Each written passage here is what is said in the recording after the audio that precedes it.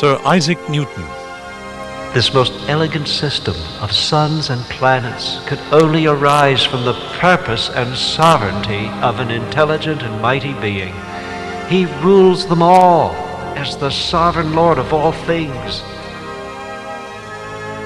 Albert Einstein. The harmony of natural law reveals an intelligence of such superiority that compared with it, all the systematic thinking of human beings is utterly insignificant. Werner von Braun.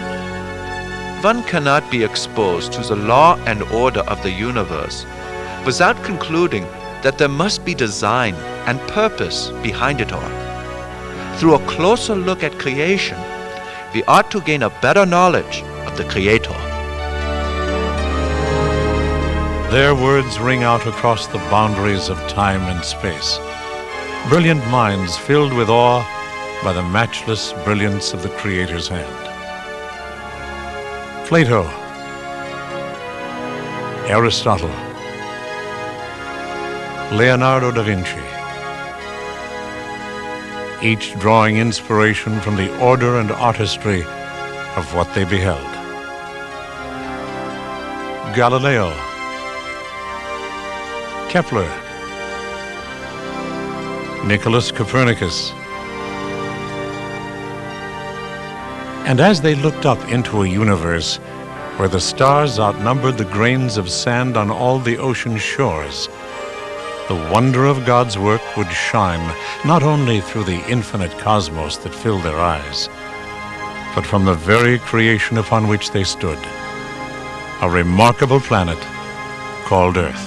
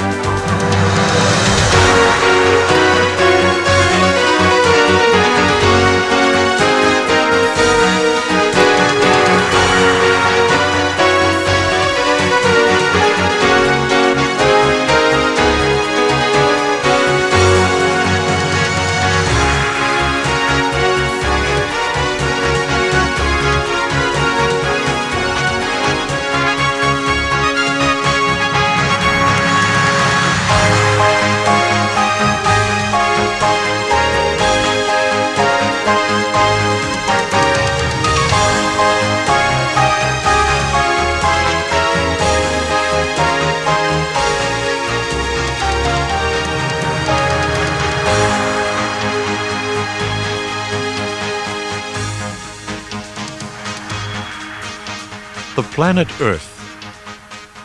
Since the beginning of time, its very existence in the universe has endured as a source of mystery and wonder from one generation to the next.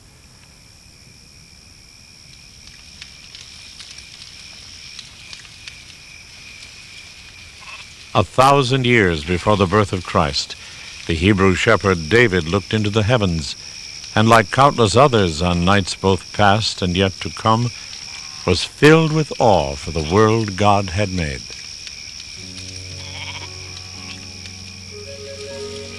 How many are thy works, O Lord! In wisdom you made them all. In the beginning you laid the foundations of the earth, and the heavens are the work of thy hands. One generation will commend thy works to another. They will tell of your mighty acts. Your works are wonderful, and I know that full well.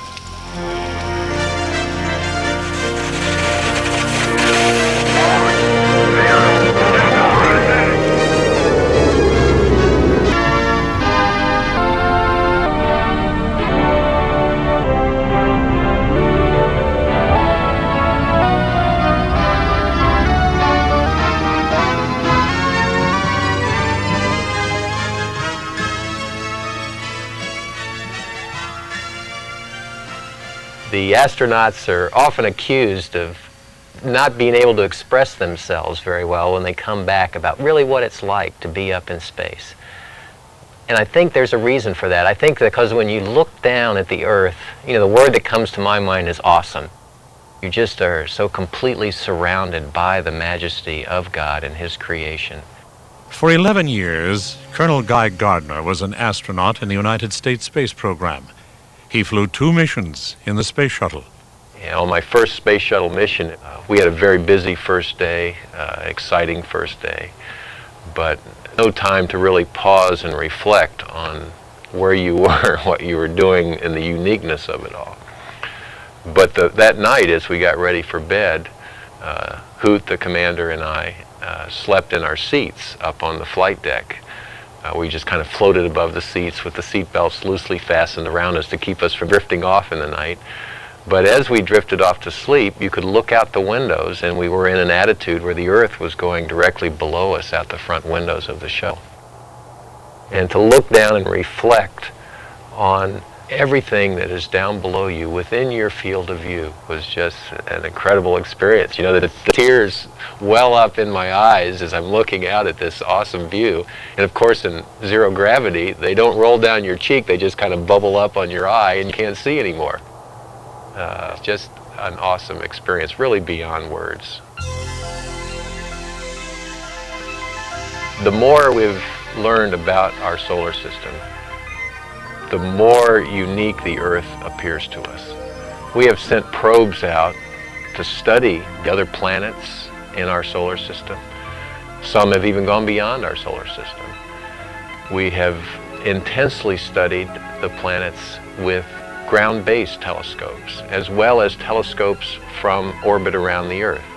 And yet the more we learn and see about our universe, the more we come to realize that the most ideally suited place for life within the entire solar system, and perhaps the entire universe, is the planet that we call home.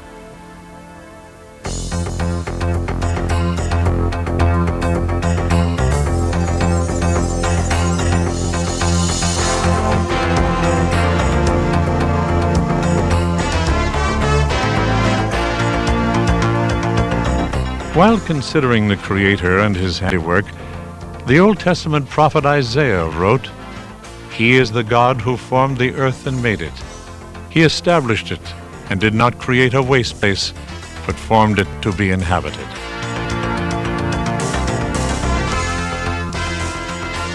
Today, our planet is home to more than 1 million different species of life, diverse, sometimes exotic, and each reliant upon an extraordinary system of conditions and provisions that ensure their survival.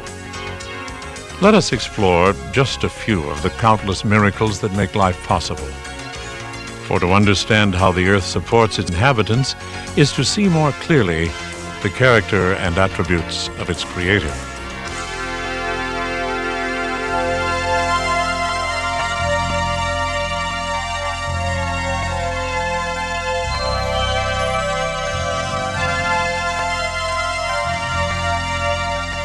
It has been called the most important substance in the universe, a chemical treasure flowing freely, perhaps nowhere else but planet Earth. The product of 2 atoms of hydrogen bonded to one of oxygen.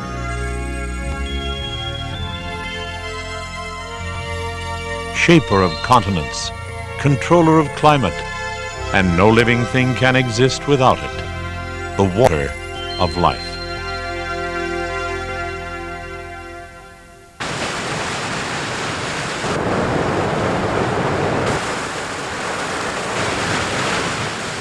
The Earth has been blessed with a liquid treasure. 70% of the planet is covered by more than 326 million cubic miles of water. In fact, if the Earth was perfectly smooth, its waters would submerge the land to an average depth of 8,500 feet. Colorless, odorless, and without taste. At the same time, supremely ordinary and spectacular. And daily it touches every facet of our lives. It takes about 200 gallons of water to make a single loaf of bread. 700 gallons to refine a barrel of petroleum. 2,500 gallons to provide a pound of beef. And more than 40,000 gallons to build one automobile. But as impressive as these figures are, the importance of water is perhaps best revealed by this fact. More than 60% of every human body is H2O.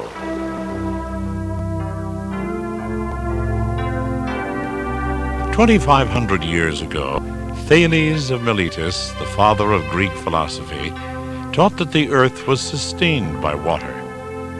As we now know, his premise was quite accurate. But what is it that really makes this priceless resource so unique and vital? Throughout both nature and the laboratories of science, the answers abound.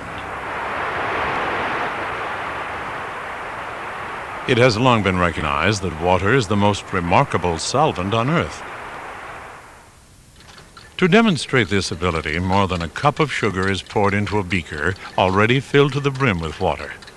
Surprisingly, instead of overflowing, the liquid totally dissolves the sugar without affecting the water level. Given enough time, water will dissolve almost any other substance. Its significance as the universal solvent is graphically displayed in the process of erosion.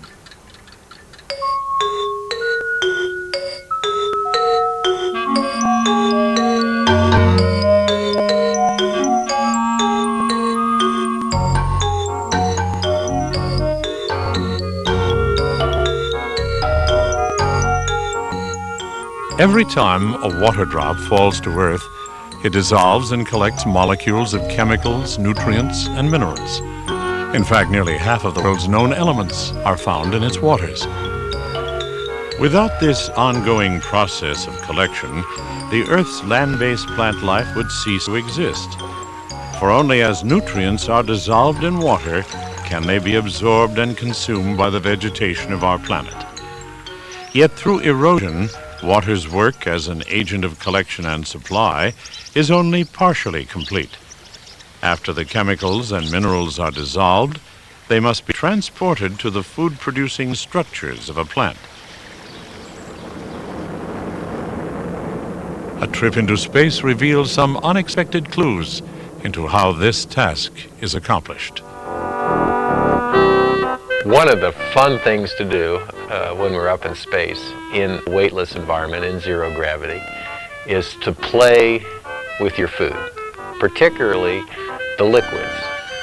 And water up in space doesn't flow because there's no gravity to cause it to do that. Instead, it forms a little bubble whenever you put your lips up on it and try to suck it in. If it's of any size at all, instead of all just coming in your mouth, it'll kind of stick all over your face and get up your nose and cause you to spit and sputter as you're trying to drink it.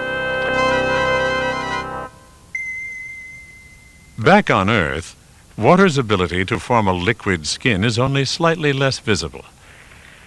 On a damp morning, trillions of water molecules cling together to create these droplets.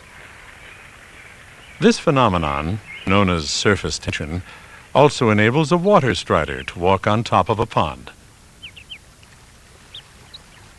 and beads of liquid to roll off the backs of these tubes. Yet every day, surface tension's greatest role in creation is probably carried out here. Capillarity, the force that causes water to rise within a constricted space, is constantly at work throughout the plant kingdom. As water's surface tension and the liquid's attraction to a solid material, in this case the glass tube, draw the fluid upward. To illustrate this principle, the stem of a white carnation is split and placed into containers of colored water. The time-lapse camera accelerates our view of the process.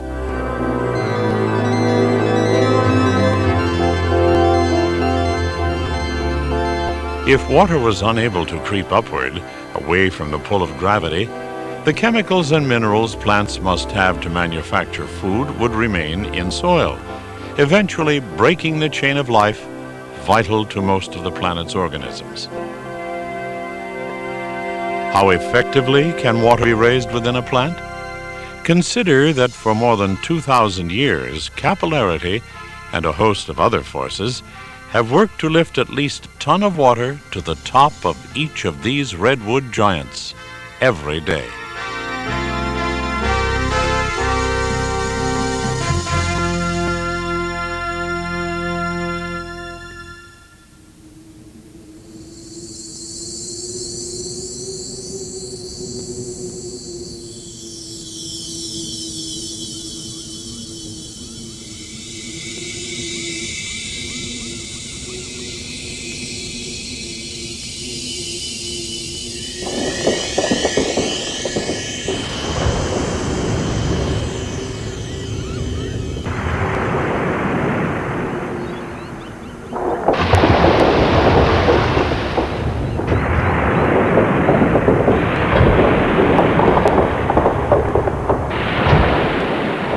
For rugged splendor and power, few places on Earth can rival Alaska's Glacier Bay National Park.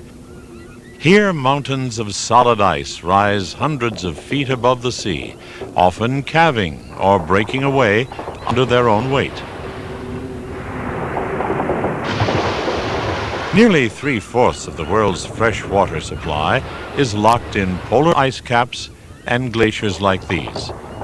And beyond their majestic presence, they stand as vivid examples of yet another unique property of water, vital to life on Earth.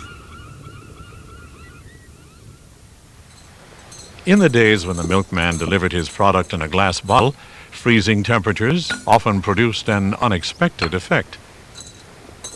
Again, the time-lapse camera speeds up our view of the action.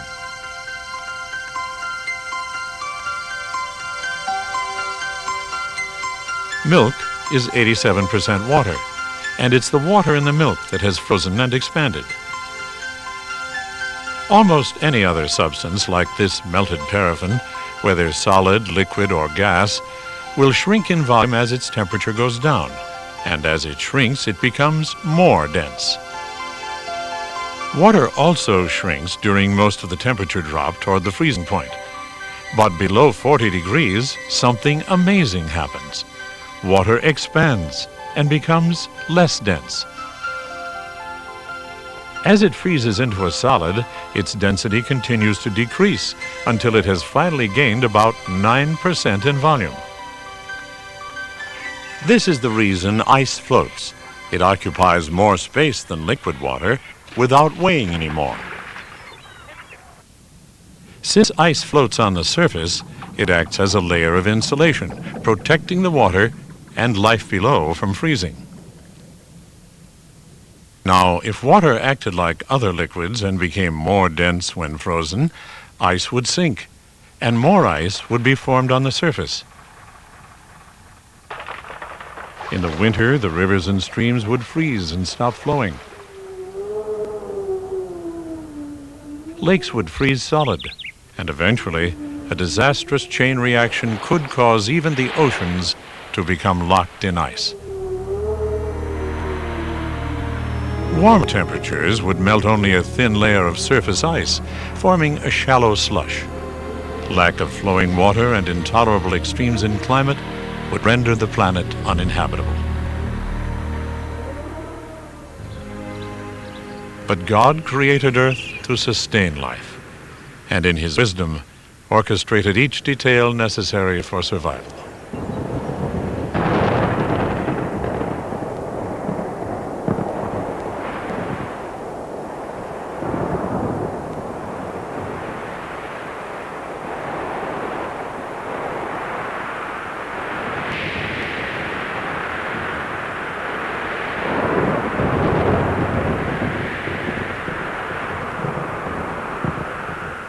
Daily, more than 10,000 thunderstorms explode across the planet, most of them releasing more power than a 100-kiloton nuclear bomb.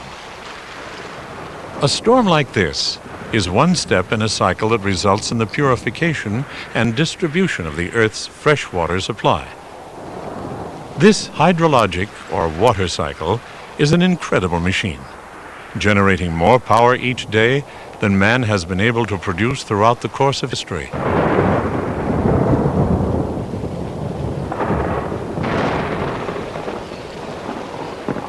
Let's follow its course for yet another glimpse of God's continuing care for the earth.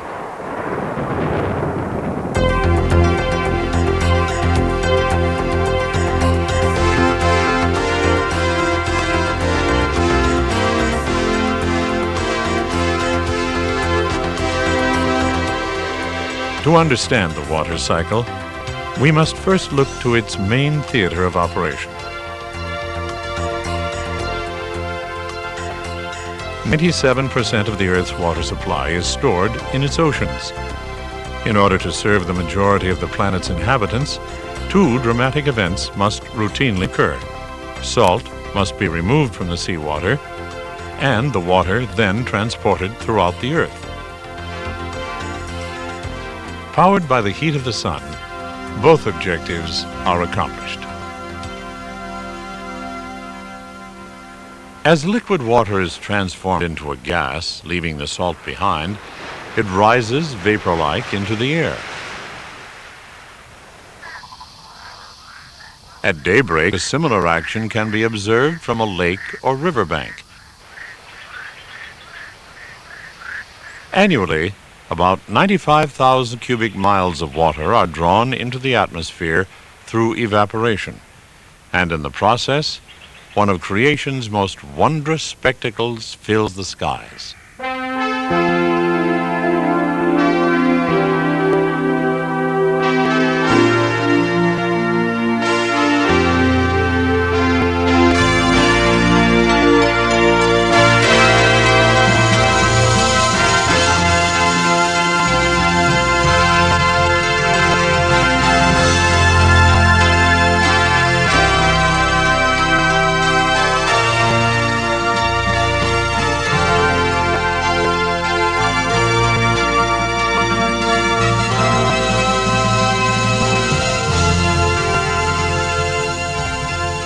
A cloud is actually an ingenious vessel of transport.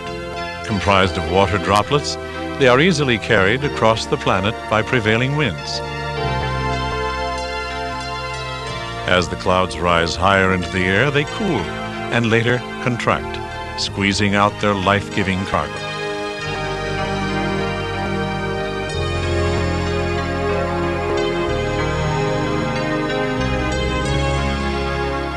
Remarkably, since the day of their creation, the waters of the earth have neither grown nor diminished in volume.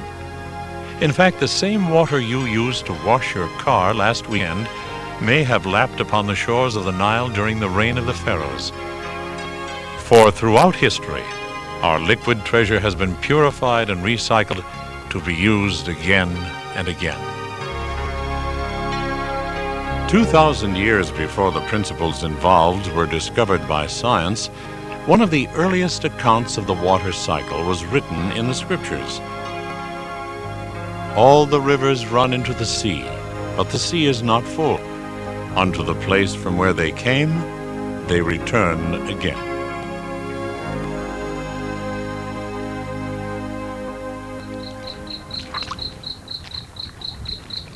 A flowing gift, lifeblood of the kingdoms of plant, animal, and man. Yet life on Earth is hardly the complete result of an instant recipe that reads, just add water. To understand why, we need look no farther than the moon. Altitude 4200. Houston, you're go for landing, over. Roger, understand. Go for landing. 3,000 feet. Stop alarm. 40 feet down, 2.5. A mere 240,000 miles away, the only life to ever stand on the barren face of our nearest neighbor came in the form of our own astronauts. Contact light. Okay, engine stop. We copy you down. Okay, Houston, the Falcon is on the plane at Hadley. Roger, Roger, Falcon.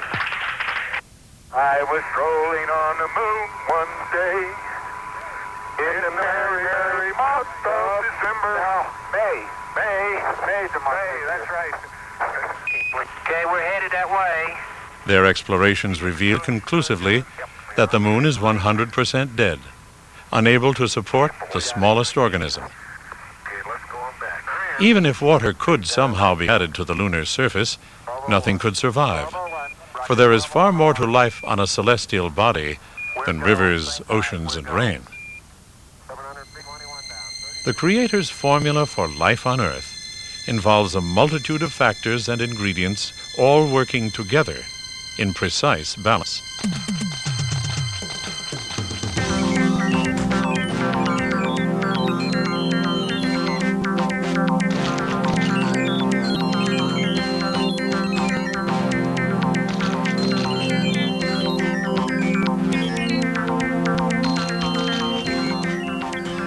Solomon, king of Israel, once proclaimed that the Lord, by wisdom, hath established the earth. In light of recent scientific discovery concerning our planet and the rest of the solar system, the ancient king's insight appears increasingly profound. Consider the Earth's distance from the Sun, 93 million miles. Not surprisingly, this distance has an enormous effect on the planet's climate. Our special relationship to our primary source of heat and light, positioned neither too close nor too far away, has resulted in a very comfortable average global temperature of 59 degrees Fahrenheit. Even in the planet's most severe environments, including the 130-degree heat of the Sahara Desert and the frigid climes of Antarctica, a large variety of organisms thrive quite well. On our nearest planetary neighbor, Venus, however, conditions are drastically different. Often called the Earth's twin because of its similar size, Venus orbits the Sun at an average distance of only 67 million miles. Surrounded by a suffocating atmosphere, daily temperatures here soar to over 900 degrees, hot enough to melt lead. While on Jupiter, with an orbital distance of nearly 484 million miles, temperatures hover around 200 degrees below zero. The hope of finding life on this, the largest of planets in our solar system, has all but vanished.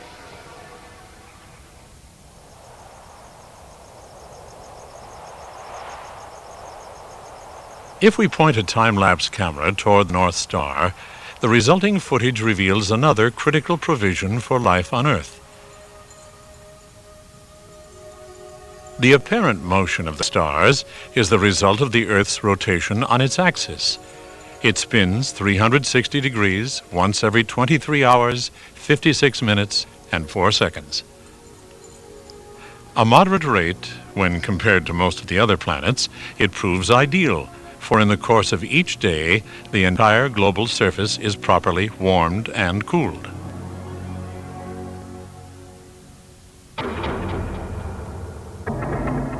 The significance of planetary rotation is underscored by a look at Mercury. Traveling in the closest orbit to the Sun, it rotates completely on its axis only once every 59 Earth days, resulting in prolonged conditions of both devastating heat and stifling cold. As on Venus and Jupiter, the possibility for life here now seems non-existent.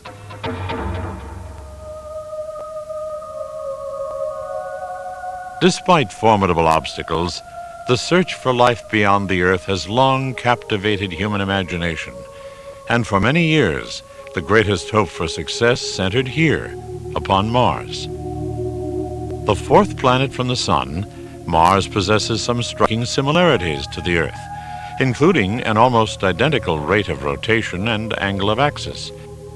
Many astronomers believed that frozen water could be found in the Martian poles, and that the large channels apparent on its surface were once carved by flowing rivers. In 1976, however, hope turned into disappointing reality as the Viking spacecrafts explored, photographed, and collected soil samples from what appears to be another dead and sterile world. Most scientists now feel that Mars is a place of total desolation and waste, too far from the sun, too cold, and without a gravitational pull strong enough to contain one of the most vital components of all, a life-sustaining atmosphere. One thing that really strikes me when I look out at the Earth, particularly out at the horizon as we're going around the Earth from space, and you can see the same thing in pictures that we bring back from space, is when you look at the Earth's atmosphere, just this very, very thin band of blue out there against this enormous planet, and you realize just how fragile it is and how special it is that this little layer is just right for the life that it takes care of down below on the Earth. It has been said of the Earth that the existence of its inhabitants hinges upon a thin and delicate sheath of gas that envelops the planet like the skin of an apple. Our atmosphere, more than 99% of which extends less than 50 miles above the planet's surface, is primarily comprised of 78% nitrogen and 21% oxygen. This mixture seems almost perfect for life, while at the same time acting as a protective shield from the deadly radiation of the sun.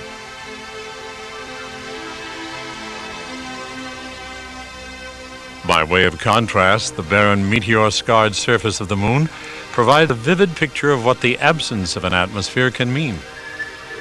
Yet in the Creator's formula for life, even this dead satellite of the Earth plays a crucial role in our survival.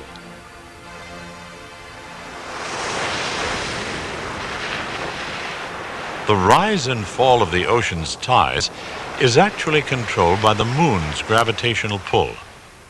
If it was much closer to the Earth, or significantly larger, devastating tidal waves could submerge large areas of the continents.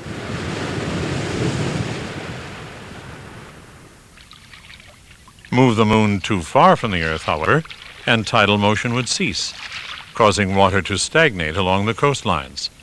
In either case, life as we know it would be dramatically impacted.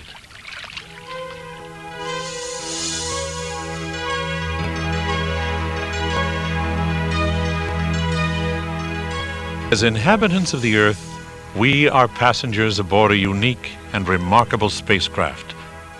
For inherent in our planet's design are myriad of attributes and characteristics at work in a harmony unmatched in the solar system. And daily they unfold before us while sustaining the existence of every living thing.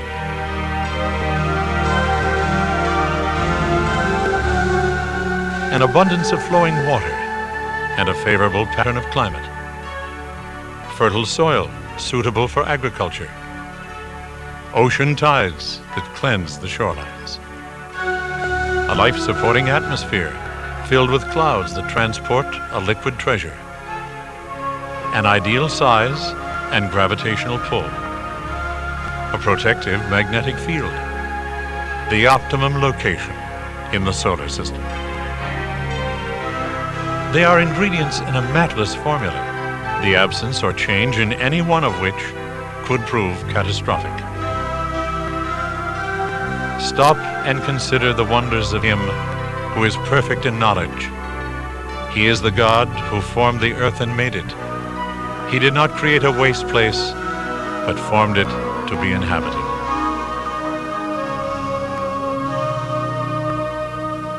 In the first chapter of Genesis, we read that God saw all that he had made, and it was very good. And when you look down at the earth and when you look at creation, you see that not only was it an incredible design functionally, that everything fits together and works, but there's also this enormous beauty in what you look at. To start out over the jungles of Africa and look down on the beauty of the jungles and the coastlines and the deserts, and then a few minutes later be flying up over the snow-covered mountains in Siberia is just incredible. And it's just beautiful to look down on it with its myriad of colors and the waters and the land masses and at the horizon with the beautiful thin blue line of the Earth's atmosphere. Watching sunrises and sunsets coming up through the atmosphere and going down. You're just overcome with the immense beauty of this creation.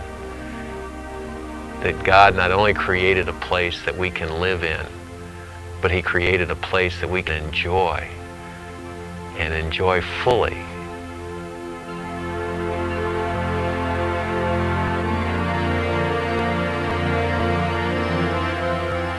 Aristotle once noted that beauty is the gift of God, while the Italian poet Dante echoed, all of nature is his art.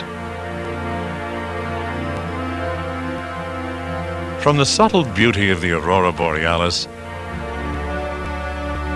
to the ornate pattern etched upon a seashell, every corner of creation is a visual showcase, sculpted, colored, and formed to light the eyes of the beholder. Consider the snowflakes that fall to earth on a winter's day, and the number of winter days in the lifetime of our planet.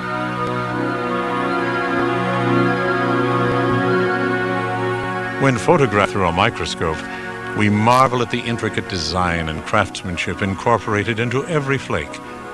Each is built upon the same six-sided framework, yet each is different. And as far as we know, no two snowflakes have ever been found to be exactly alike. Their beauty serves no practical purpose. God could have allowed their formation to result in the same shapeless mass. Yet instead, he chose to create a gallery of countless individual masterpieces.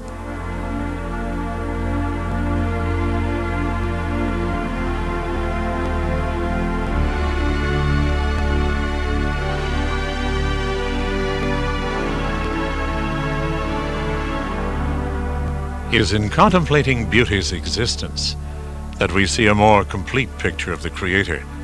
For it seems that the earth was not only designed to support life, but also to bring pleasure to the people who live there.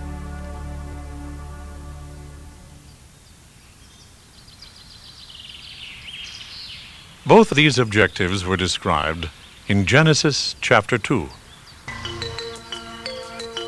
And the Lord God planted a garden in the east, Eden, and he made all kinds of trees to grow out of the ground, trees that were pleasing to the eye and good for food.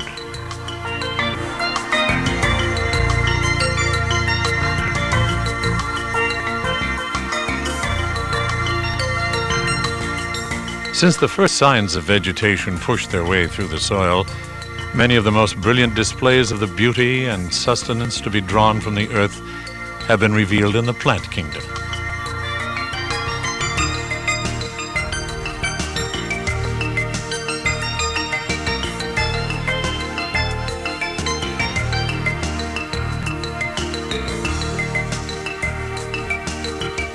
More than 300,000 different species of plants paint the earth with a living mural. They are the source of food, clothing, and shelter. Medicines are derived from their stalks and roots. Most of the oxygen we breathe is released from their leaves.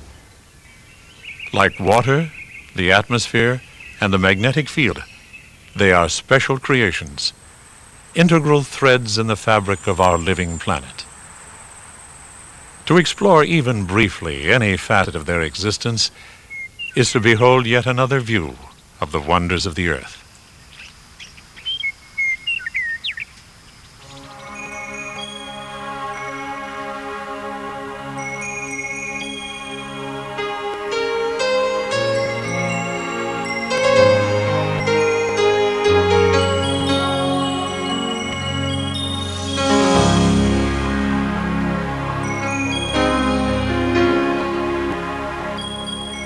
As a flower opens its petals to the world, the curtain rises on a timeless drama.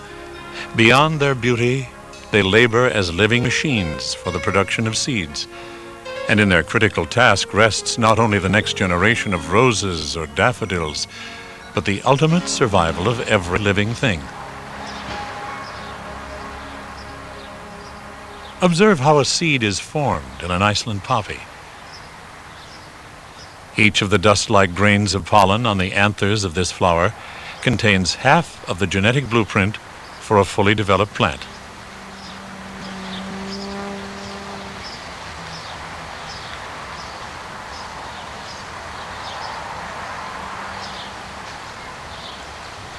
As a honeybee collects and then transfers pollen to the top of the poppy's female reproductive organ, the pistil, a fascinating and rarely observed sequence of events is set into motion. Through the window of the microscope and time-lapse camera, let's take a closer look at a single pollen grain.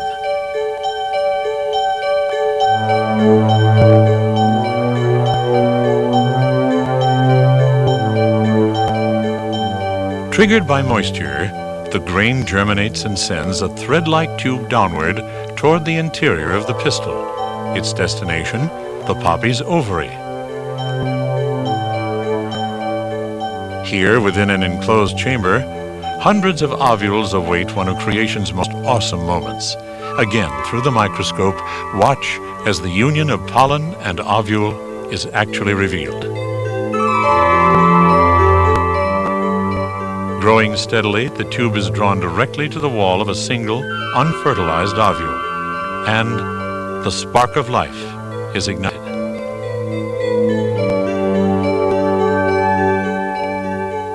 As the flower fades, both the ovary and its contents mature, and the pod that remains silently declares the seed's formation is complete.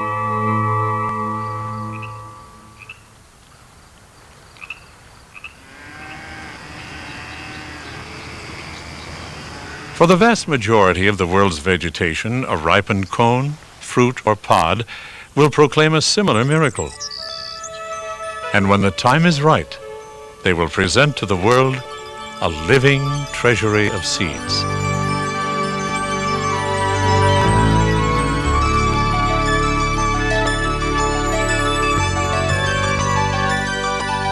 They are packages of life, each holding the embryo of a living plant and the promise of a new generation.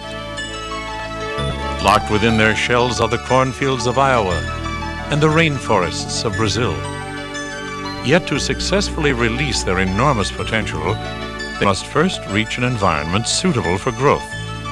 The stage is set for the seed to enter the world.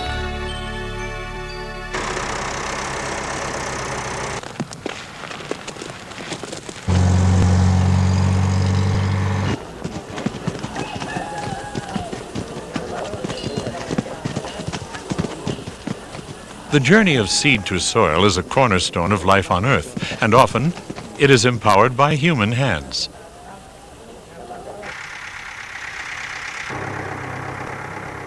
In an attempt to satisfy the universal needs for food, clothing, and shelter, countless millions of tons of seeds are harvested and dispersed each year.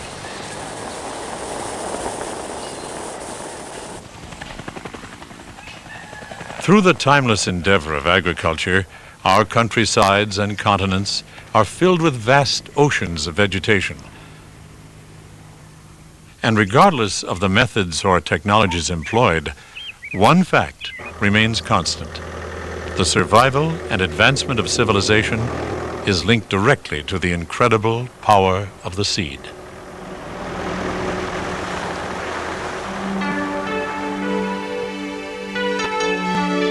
But beyond the realm of machines and human toil, a very different story unfolds. For it is here, among the sometimes overlooked majority of the world's seed-bearing plants, that spectacular displays of both design and purpose become moment-by-moment occurrences.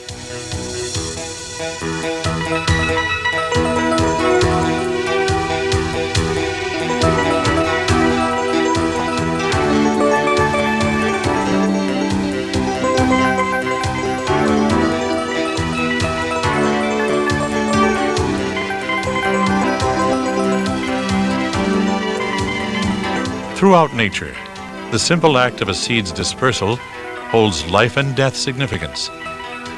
To survive, each must ultimately reach an environment with adequate food, water, and space to grow, a place most often found beyond the shadow of the parent plant.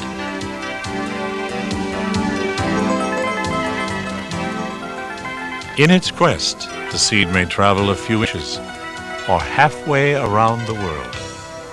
But regardless of the distance, in the provisions that make their journeys possible, the Creator's power is uniquely displayed. To catch a glimpse, a man need look no farther than to the grass at his feet. In a field of wild oats, the seed's provision for travel is both surprising and remarkably effective. For the next few moments, keep your eyes fixed on the slender filaments attached to the end of every seed. They're called awns, and each is a mechanism highly sensitive to changes in humidity. Watch closely as alternating cycles of moisture and heat are added to their environment. First, the damp air triggers a reaction, and the awns respond by winding up tightly. Then when the air dries out, they react to the change and unwind. After a few days of this continual twisting, both awn and seed work their way off the plant. But being earthbound does nothing to change their response to the weather, and an amazing journey begins.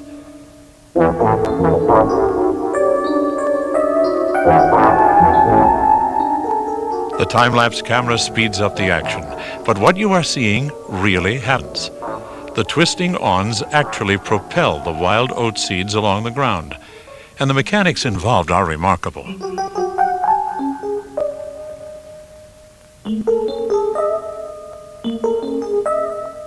As the awns push their cargo forward, thin hairs growing from the sides of the seed keep it from sliding back.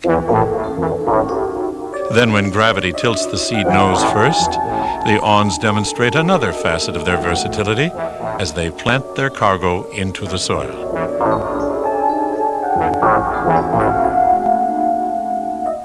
After studying the wild oat, one botanist noted, "It must not be assumed there is any directing brain within these seeds." Of course, he was correct. But after watching them for a while, it's not hard to see why there just might be reason to wonder.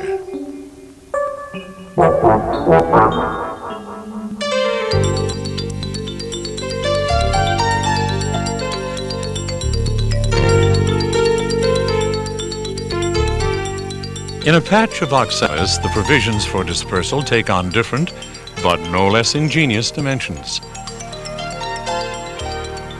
Standing less than an inch in height, this slender capsule may well be a resident of your own backyard. It is a fruit formed from an oxalis flower, the storehouse for more than 24 seeds.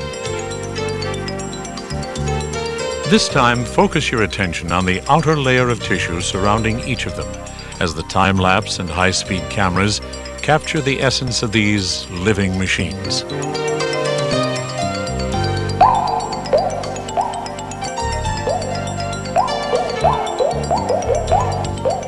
When the seeds are ripe, their thin outer layer loses moisture and contracts. Simultaneously, an inner layer of tissue absorbs water, swelling to twice its normal size. Under tremendous pressure, the outer layer splits violently, squeezing the seeds through slits in the fruit at speeds exceeding 30 miles per hour. Life is literally shot into the world.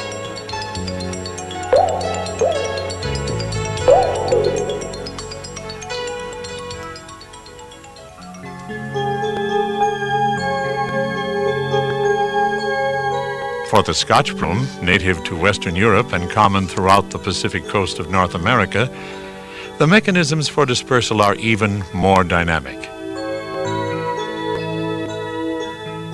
When the plant's yellow flowers die back, the pods that remain are gradually prepared to distribute their seeds. Throughout the summer months, the maturing pods are exposed to prolonged periods of heat. As the weeks pass, they dry out, and extreme tension builds within their walls. It is the prelude to one of nature's most explosive overtures.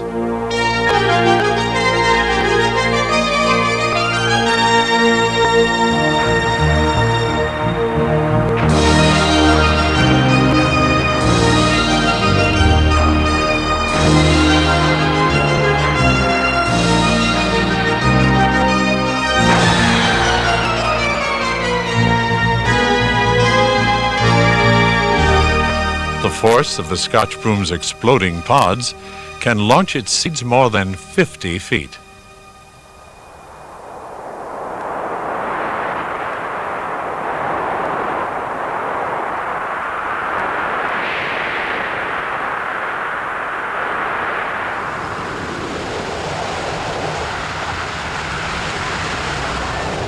Minute specks, cast into an immense and hazardous world.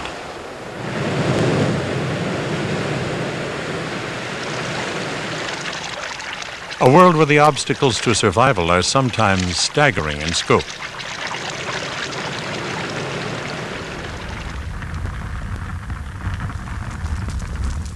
Yet the Creator's provision for the dispersal of the Earth's vegetation is more than equal to the challenge of wind, water, and fire. In fact, often the very forces that could destroy the seed play a pivotal role in sustaining the cycle of ongoing life.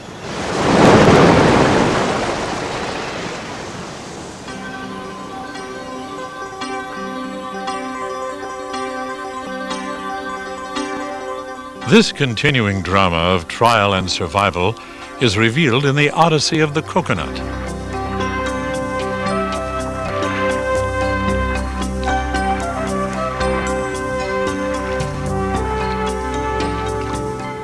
Weighing several pounds, this remarkable vessel is constructed to withstand journeys of more than 1,000 miles in the open sea.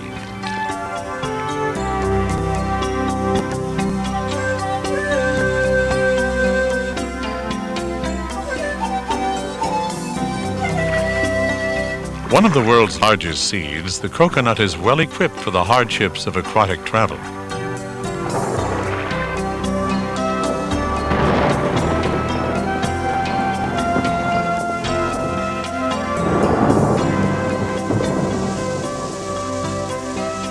The key to the coconut's survival lies in its air-filled outer husk.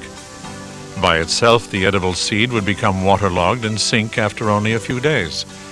But when encased in a buoyant fibrous container, it can remain afloat for more than a year, its embryonic plant protected from the deadly salt water.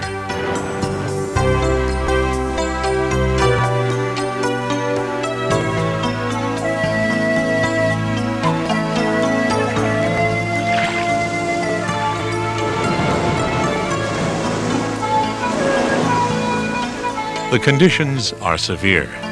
Yet the coconut is not only designed to survive the ocean's waves and currents, it can ultimately depend on them to transport life to a distant shore.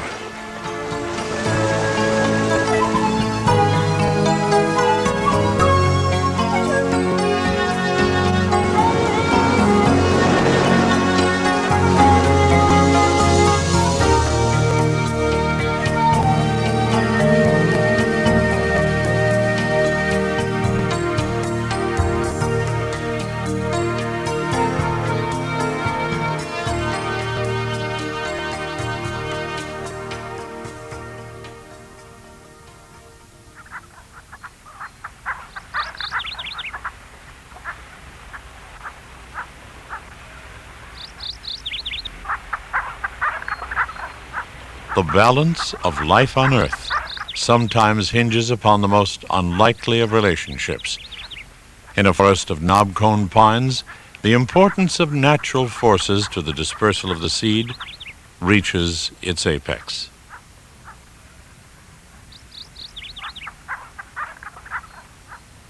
Throughout the Pacific Northwest, the knobcone pine is known to produce some of the world's hardest and most protective cones. Growing in clusters around the limbs, these curiously shaped vessels possess a quality shared by few others. They refuse to open and release their seeds from one year to the next.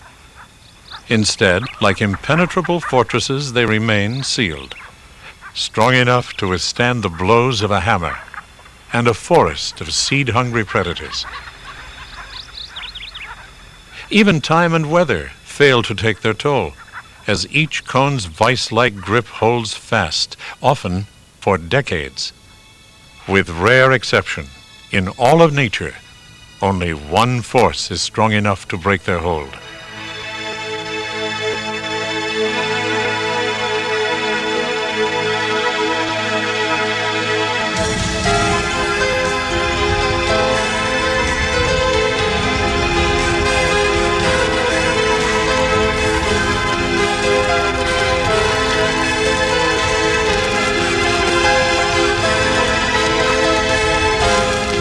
The searing heat of a forest fire triggers an amazing chain of events, and the cones begin to crack.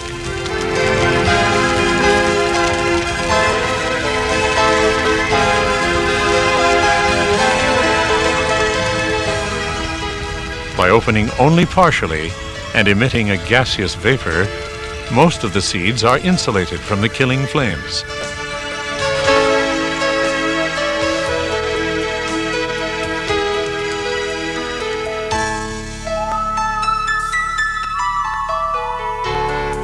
Only when the fire has passed will the charred cones open fully.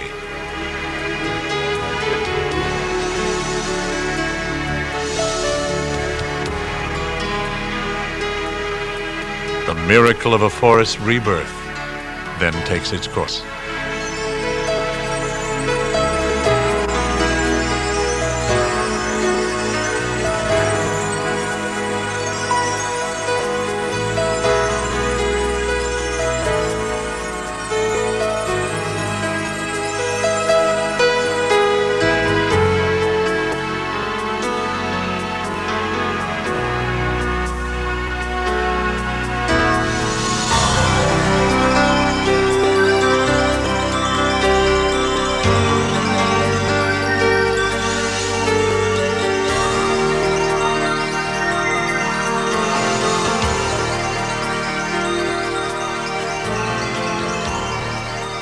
Crafted, sculpted, and engineered to sustain life. A remarkable planet called Earth. You know, the space shuttle is an incredibly complex vehicle. But then when you compare the space shuttle with Earth and life on Earth, you realize that the shuttle is nothing compared to the complexity of the planet we live on. I have worked with the space shuttle program closely over several years, and working with all the many different people who had a part to play in the design and operation of the shuttle always astounds me that all can come together for a successful shuttle launch. Tens of thousands of people have worked to design and build all the parts. I've traveled around and watched a small percentage of that, of people doing their work, installing tiles on the bottom of the shuttle, designing electrical circuits for the many, many different computers and equipment that are used to operate the shuttle. And you look at it and there's no way that you could think that this thing happened by chance, that just by accident this amazing piece of machinery assembled itself. It's kind of like looking at the planet that we live on, the universe we live in, and much, much more detailed and complex than a space shuttle, as complex as a space shuttle is. And when you look at life, the more you learn about how detailed a mechanism it is, it's very hard then to think that this also must have happened by chance. And you realize at the same time then that there had to be a master designer, a creator of this planet. And to me, that makes life all of more special, because that tells me that instead of me being something that it was just come along in the course of time, live and die, that instead of a meaningless existence, that I have someone who cares for me, who has made me and cares about me, and someone I can go to with my troubles and my cares and my joys.